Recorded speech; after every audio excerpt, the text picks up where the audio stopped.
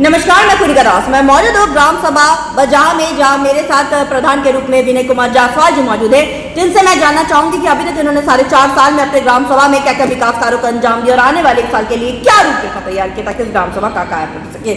सबसे पहले तो विनय जी, आपका हमारे चैनल में बहुत बहुत स्वागत है।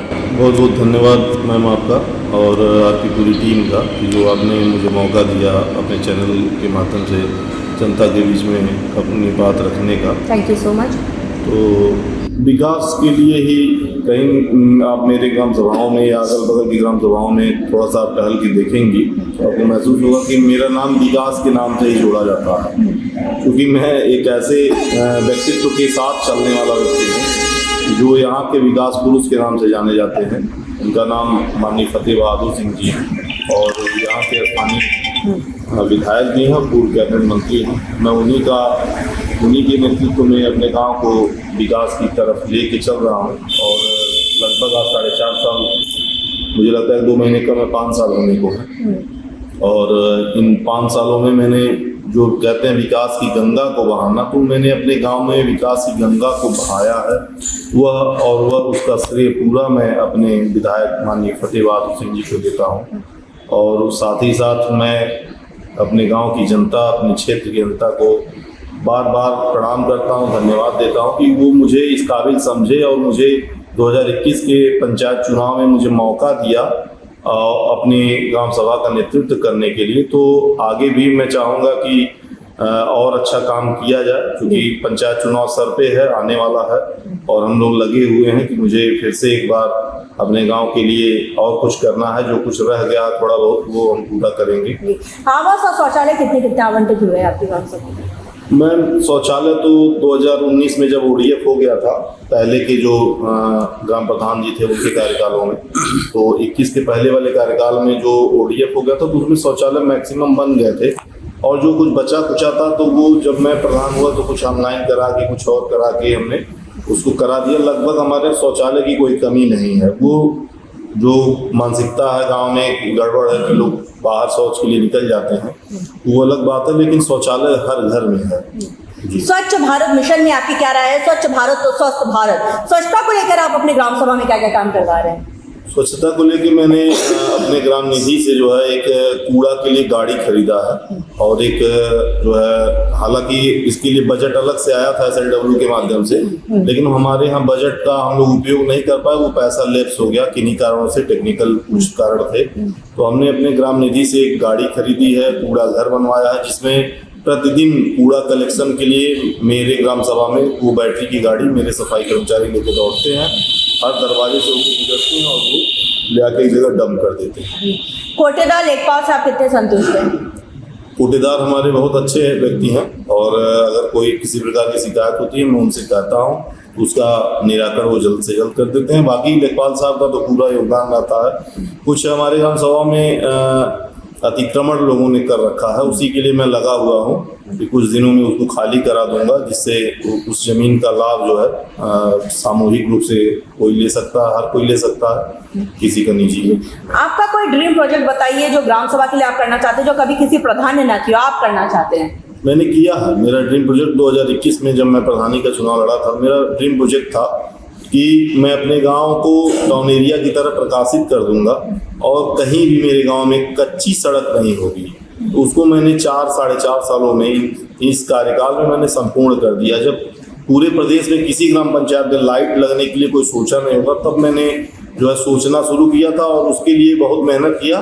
तो आज के डेट में मेरे ग्राम सभा में हर खंभे पे एक जो है स्ट्रीट लाइट और 7-8 हाई मास्ट लगे हुए हैं, जिससे पूरी जो है मेरी ग्राम सभा एकदम जगमगाती रहती है। साथ ही साथ कुछ ऐसे काम मैंने किए हैं कि उसे सामूहिक तौर पे नहीं बताया जाता था, लेकिन वो निजी तौर पे काम। सरकार के 19 बिंदु पे मैं बात करूं तो 19 बिंदु पे आपने कितने काम किए? जिसमें बहुत से प्रधानों को मालूमात थी कि 19 बिंदु होते क्या है, पर आपने क्या सारे बिंदु पे काम किए? जैसे विद्यालयों का कार्य, सचिवालय का निर्माण, आंगनबाड़ी। जी, मेरा 2021 में जब मैं प्रधान बना तो सबसे पहला काम मेरा अपना ग्राम सचिवालय और पंचायत भवन को मैंने इतना सुंदर बनाया कि 2022 में मुझे उसके लिए सम्मानित किया गया था जिले पे कि आपका जो है पंचायत भवन बहुत ही सुंदर है। चूँकि मैं एक हार्डवेयर व्यवसायी था, तो मुझे पता था कि कैसे इसको मेंटेन करना है। तो मैंने उसे बहुत ही सुंदर तरीके से रंगाया और उसको मेंटेन कराया, जिसका मुझे आज तक उस पंचायत भवन पर मुझे 1 रुपया लगाना नहीं पड़ा।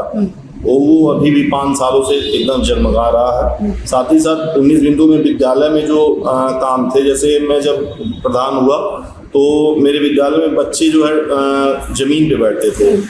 तो मैं जब आया तो मैंने कहा नहीं, अपने सचिव से बात की। उन्होंने कहा सर कोई बजट नहीं है कि हम अपने विद्यालय के बच्चों को बेंच पे बैठाएं। तो मैंने अपने पास से 35,000 रुपए का बेंच खरीदा और बेंच खरीद के अपने ग्राम पंचायत के विद्यालय प्राथमिक विद्यालय बजहा में मैंने रखवाया। बच्चे उस पर बैठ के बहुत खुश हुए। आज तो सरकार की, महाराज जी की तमाम योजनाएं आ गई हैं कि सारे विद्यालयों में बेंच की सप्लाई की जा रही है, लेकिन मैंने 2022 में अपने विद्यालय पे बेंच लगवा दिया था। साथ ही साथ 23 में मैंने मल्टीपल हैंड वॉश और 2 महिला शौचालय, 2 पुरुष शौचालय, फिर 1 दिव्यांग शौचालय, मैंने सारे काम कर दिए। मेरे विद्यालय पे आप पहुंचेंगे तो लगेगा कि ये कोई नर्सरी विद्यालय है, कोई प्राइवेट विद्यालय है। बहुत अच्छा लगा ये जान के।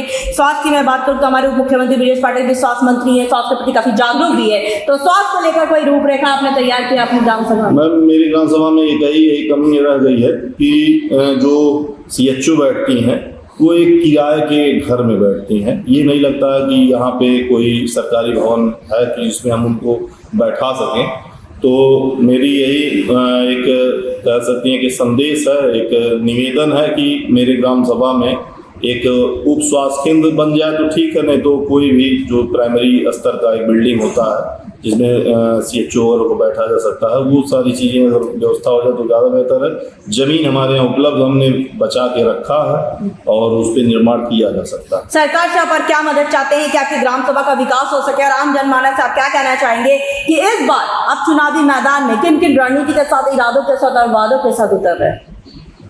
चुनावी रणनीति यही है, देखिए ग्राम पंचायत के चुनाव में लड़ने के लिए कोई बहुत बड़ी रणनीति की जरूरत नहीं होती है मैम। और मेरे हिसाब से सिर्फ जनता के बीच में रहना, जनता के कामों को करना, उनके दुख सुख में हिस्सा लेना, यही सबसे बड़ी रणनीति होती है। बाकी सड़क नाली खड़ंजा सारे लोग बनाते हैं, वो मैंने बना ही दिया है। बाकी कुछ काम ऐसे रह जाते हैं जो आजीवन होते रहते हैं, अगर सब कंप्लीट हो जाए तो फिर चुनाव किस लिए कराया जाएगा। आपके ग्राम सभा में जो सर्वे हुआ, बहुत जनता से मुखातिब हुए हैं। नो डाउट आपने बहुत अच्छा काम किया, तभी हम आपके पास आए। सारे प्रधानों का काम हम करते भी नहीं है, लेकिन एक समस्या मिली है, जो कूड़े उठान की समस्या अभी भी प्रॉपर वे से कहीं आपके कूड़े घर तक नहीं पहुंच पा रहा है। तो इसका निवारण आप कब तक करवा देंगे? मैम, समस्या ये है कि जिस रास्ते से कूड़ा उस डंप स्टोर तक जाता है, आरआरसी सेंटर तक पहुंचने वाले जो रास्ते हैं वो जो नेशनल हाईवे के निर्माण हुआ है उसमें बाधित हो गए हैं। तो उस बाधित होने की वजह से हम लोग वहां तक अप्रोच नहीं बना पा रहे हैं कि पहुंच जाए, लेकिन जल्द ही उसका जो है हम हल निकाल देंगे। बहुत अच्छा लगा जान के। हमारे साथ प्रधान जी मौजूद थे। इनका साफ तौर पे कहना है कि इन्होंने आज तक प्रयास किया था कि इस ग्राम सभा को नंबर 1 ग्राम सभा बनाया जाए। जैसा कि उन्होंने साफ तौर पे कहा, इनका ड्रीम और इनका सपना है इस ग्राम सभा में हर एक क्षेत्र में काम करना। जैसा कि इनका नाम है वैसे इनका काम है, और इनका नाम विकास के नाम से यहाँ पे जाना जाता है, क्योंकि उन्होंने बहुत अच्छा विकास इस ग्राम सभा में किया है। और जब हम ग्राम सभा में सर्वे किए थे, बहुत जनता से मुखातिब हुए थे। नो डाउट इन्होंने अच्छा काम किया, तभी हम इनके पास आए थे। लेकिन एक समस्या जो मिली थी, कूड़े की समस्या, जिस पर हमने आपसे साफ तौर पे वादा किया था, गांव की कहानी प्रधान और जनता की जुबानी आप तक ले आएंगे, प्रधान की समस्याओं से भी आपको रूबरू कराएंगे, ताकि आप इनको वक्त दें। के पास अभी भी लगभग 1 साल का समय, जैसे जैसे बजट आएगा अपने ग्राम के विकास के लिए प्रधान जी वैसे ही तत्परता के साथ काम करेंगे। और हमें उम्मीद भी है प्रधान जी, इस स्तर से आप जिस स्तर से ग्रामवासी की समस्याओं को सुनते हैं, उसका निवारण करते हैं, जनता के बीच में जाते हैं, शादी ब्याह में मदद करते हैं, सुनने में आए वैसे ही करते रहेंगे। बिल्कुल बिल्कुल मैम, मैं कोशिश करता हूं कि मुझसे मेरी क्षमता से ज़्यादा ही मैं मदद करना चाहता हूं। और कुछ बीच में कुछ लोगों को कुछ समस्याएं थी, इस वजह से मैं उनके साथ नहीं जुड़ पा रहा था, लेकिन उनका निदान करने के बाद मैं फिर से उनके साथ तत्पर खड़ा हूं। आपकी बात पूरी जनता तक भी जा रही है, कि लोगों तक जा रही है। बिल्कुल मैम, और मैं जो है हमेशा मैं अपनी जनता के प्रति आभार व्यक्त करता हूं। उनका हमेशा मुझे स्नेह प्यार मिलता रहता है, और इससे ज़्यादा मैं क्या कहूँ आपको। अब देखने वाली बात बस ये होगी कि इस ग्राम सभा को हम एक आदर्श ग्राम सभा के रूप में लखनऊ ले जाते हैं। यानी वीडियो जर्नलिस्ट राहिल शर्मा के साथ मैं कोनिका दास, आई न्यूज़, उत्तर प्रदेश, लखनऊ।